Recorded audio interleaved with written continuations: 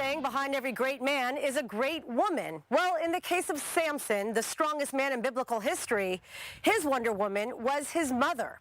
Here's my report from Dikla Laor, a photographer who reimagines female biblical heroes from her lens. He wants me to destroy you all!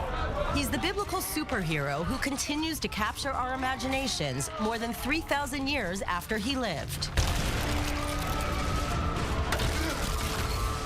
The Talmud talks about how huge he was. There are opinions that he was like huge. He was like physically, his muscles were tremendous. Samson, who lived during the biblical time of Judges around 1200 BC, was a multifaceted, complicated hero. He is a super deep personality that was the judge of Israel. He was the greatest scholar and the greatest warrior and political leader of the entire country. And he spelled awe for everyone around him. But perhaps even more awe-inspiring is the miracle of his conception and birth, and the righteousness of his mother, simply referred to as the barren wife of Manoah.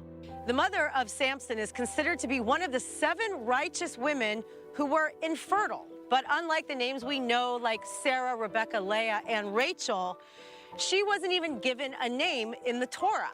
But sages say her name was Hatzlelphoni, or Slelphonit, which, even though it's believed they were from the tribe of Dan, this name, according to scholars, is in fact a name from the tribe of Judah, insinuating that Samson's mother actually comes from the royal bloodline of Judah.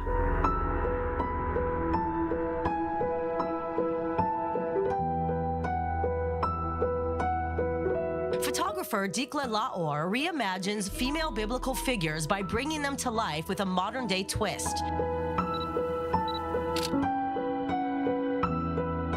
Today, she's putting her own touch on the story from the book of Judges, in which an angel appears to Slelphonit twice.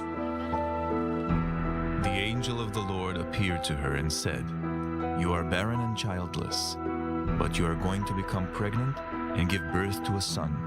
And the angel of God came again unto the woman as she sat in the field.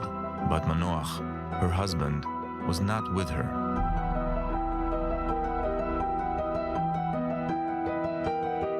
The biblical text uses the Hebrew word for come on to instead of appear, which Dikla believes insinuates Samson was the result of a sexual union between an angel and his mother. Samson is not the son of Manoah, he is the son of the angel. The angel is his father. That's why he met her twice in the field. So he's meeting her twice when she is alone, and it is mentioned that she was alone in the field with him. So her name, very fascinating, was Tselponit, which is a shadow within. And that's really so representative of our work in this world, which is to look within ourselves, at our shadows, at our dark places, and bring light onto it, bring transformation. That's our job in this world. Regardless, Miriam Cohen of Live Kabbalah says it's not the effect of Samson being born, but the cause, which was God's plan to bring today's final redemption through the divine feminine. Like all of the matriarchs have gone through, were barren. And all of them went through this challenge of having children, because what did it do for them? They all had to go to a very deep place within themselves, a deep place of prayer, a deep place of faith, and really connect to God from a very deep way. And when they did that, then they were able to reach the essence of femininity, which is the idea of malchut, which is co-creators with God. You will become pregnant and have a son, whose head is never to be touched by a razor, because the boy is to be a Nazirite, dedicated to God from the womb until the day of his death. He will take the lead in delivering Israel from the hands of the Philistines.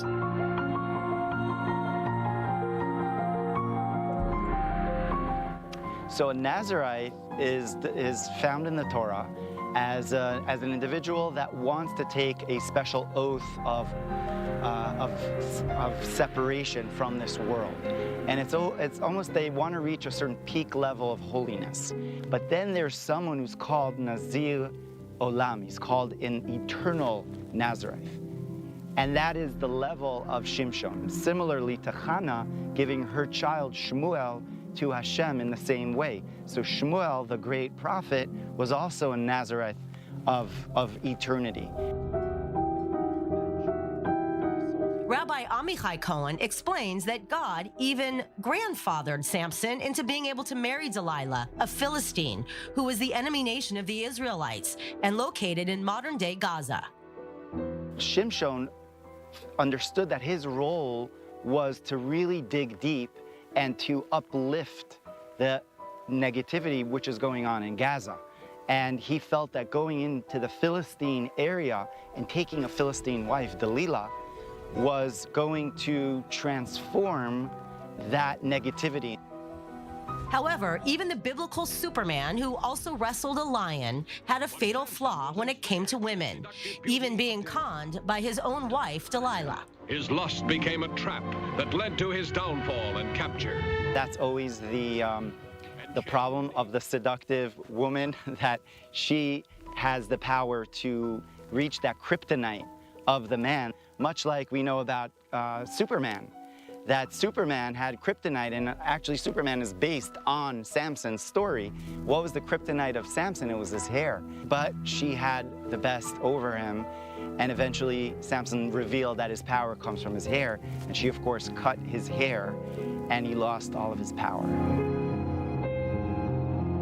Dikla's passion for biblical women has led to 50 pictures, a photo book, and a long-term goal of capturing 200 women to empower modern women to change the negative narratives surrounding our biblical matriarchs thousands of years ago. למעשה אני אפילו לא יכולה להסביר למה.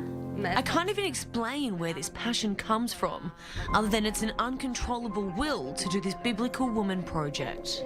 So this shame that was associated with women being barren and not being able to have children, we see now that we're entering this time of the redemption, that this shame is really falling away. And we're seeing literally redemption and miracle in so many people's lives in this area, and we're seeing miracles that women are giving birth at way later ages than they were in the past, and there's so much help from modern medicine, and I think it's really part of this redemption period that we're in. In the Golan Heights, Emily Francis, I-24 News.